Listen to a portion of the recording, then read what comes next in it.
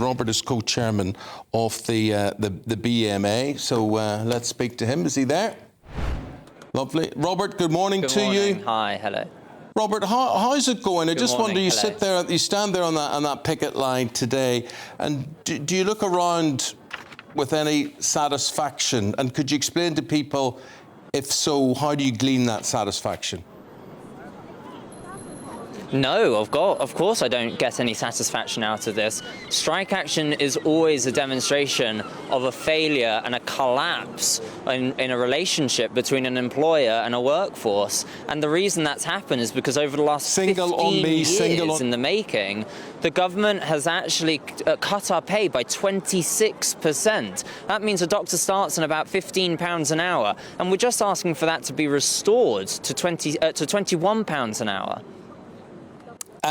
Look, OK, do you know what, mate? I get that. But I'll tell you what, most people out there don't get it. And the government have this on their side where they talk about budgets and they talk about figures, and they look at you and they say, greedy, greedy, greedy. I would look at it and say, you didn't pay them the correct money in the first place, so let's just make amends and get that sorted out. At the very least, the government will come back and say, look, even if we wanted to, we couldn't. We don't have the money. Where do we go from here? Well, that just doesn't make sense, because the cost of pay restoration is £1 billion, and the government has spent £2 billion on all of the strikes so far. So they do have the money, they do have the ability, and the fact of the matter is, just look at the workforce, look how difficult it is to see a GP, look how difficult it is to get an appointment at a hospital, and it's because we don't have enough doctors, and the government's answer to that is to actually cut our pay and drive us away. It doesn't make sense. This is just a matter of supply and demand. There's some controversy there. You talked about cut your pay. The big danger in that is losing professionals out of the medical industry. What are, Robert, tell me, physician associates? Because I know we've got to understand that this is not just about money. This is about pay. This is about conditions. This is about changes to your working practice. So explain to me why you're a bit worried, or more than a bit worried, about what's termed a physician associate. Well, this is a really interesting topic, and actually it comes back to some of the affordability arguments as well. So a physician associate is someone who has a 2-year master's degree and then is let loose in hospitals and GP practices up and down the country, practicing what they describe as medicine, but they don't have the same expertise and depth and skills that doctors of a 5 or 6 year degree have, and the same training and knowledge and expertise that we have. And interestingly, physician assistants are paid 35% more than a doctor in their first year. So the government can afford this kind of wage increase, and the government plans with the long-term workforce plan are to massively expand the numbers of physician assistants whilst they continue to cut our pay and push doctors away. So now you're going to get less bang for your buck when it comes to the person that you see in a healthcare setting. Robert, I'm not a betting man, but if I was, this is going nowhere. I'm not sure. You see, your difficulty, my friend, is how do you withdraw from this and look as if you've won? You're not going to get 35%. It doesn't matter how justifiable it is. It ain't going to happen. Get real. What are you going to do? What will you settle on? Well, look, we're going to keep striking until we get a credible offer that we're able to put to our members and our members accept.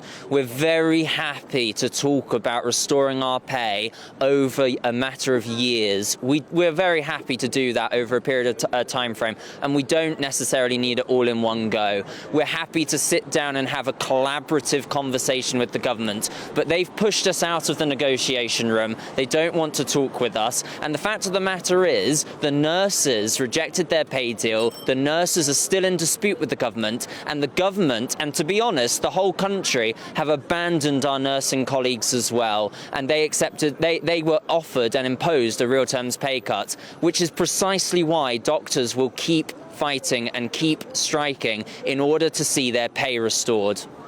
There were a few things you said there that I thought, right, I could do business with him. I think I could get an agreement on that. But just how long can you keep on doing this? We'll keep going until we can actually have a grown-up conversation with the government. But the government say that they have another offer to make, and they're hiding. They're not coming to give it. Why would a government, why would a grown-up person have another offer to make and then run away? Why don't they sit down, talk with us, provide a credible offer, provide a long-term retention plan, provide a journey, not an event, and actually avoid the rest of the 6 days of strike action on the table? Okay, that's the word from the doctors. That's Robert Lawrenson. He's co-chairman of the BMA. Thank you for your time today. Thank you.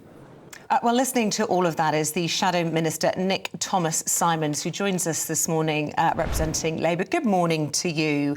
Presumably you'll have heard that interview there with the co-chair of the BMA. Look, their actions, the longest strike in NHS history, are being described as callous because of their timing, when we're seeing a doubling in the numbers of being admitted with COVID and with flu. And we've heard this morning from the NHS Confederation that they think there are serious risks with the plan to cover junior doctor strikes in case consultants go off. Will you condemn their strikes this morning?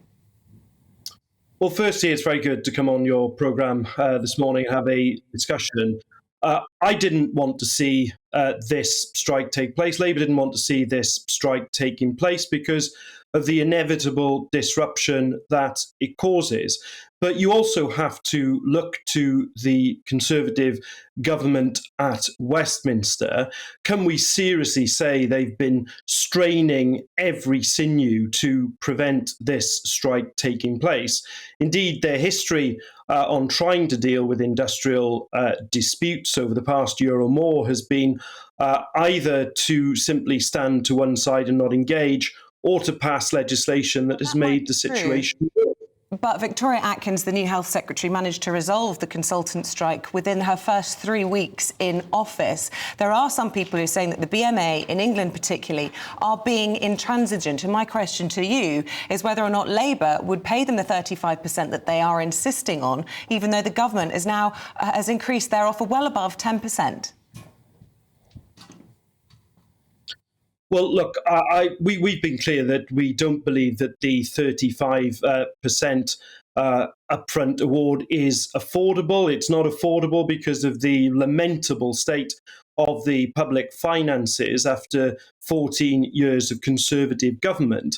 But frankly, what the landing zone is, what the area of compromise is, you will only get to if you are willing to put in those hard, difficult hours at the negotiating table. I don't think you can say honestly that that's what the government has done at every possible opportunity in recent weeks to try to prevent this strike from happening. That's what Labour would have done. You can never say exactly where you will get to before you actually put those hours in.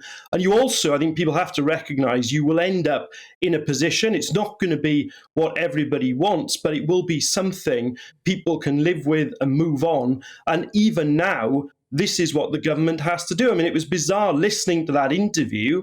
Apparently, there is an offer that the government wants to make, but they don't seem to have made it in recent days. And there's no real clear explanation as to why they haven't got around the table to be putting that offer forward if that's their position.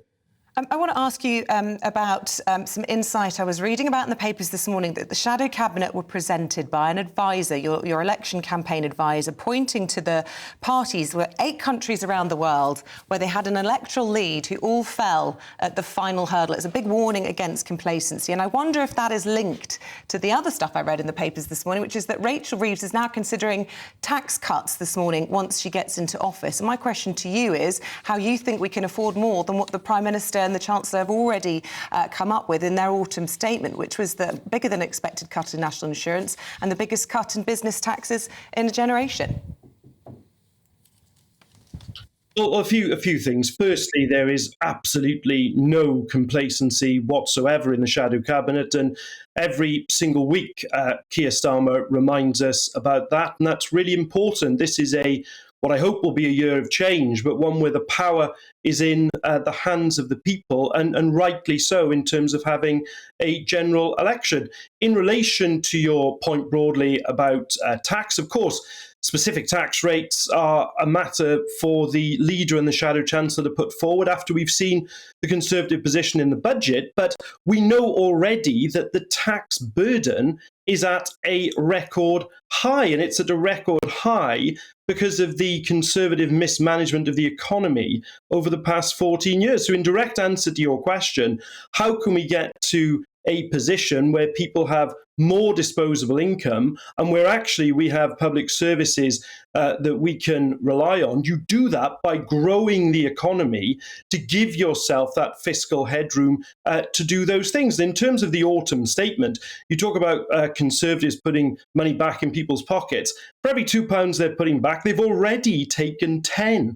So it is a complete and utter contrick from the Conservative Party to try to say that they are the party of low tax, with the tax burden at the record high level that it is at the moment because of their failure.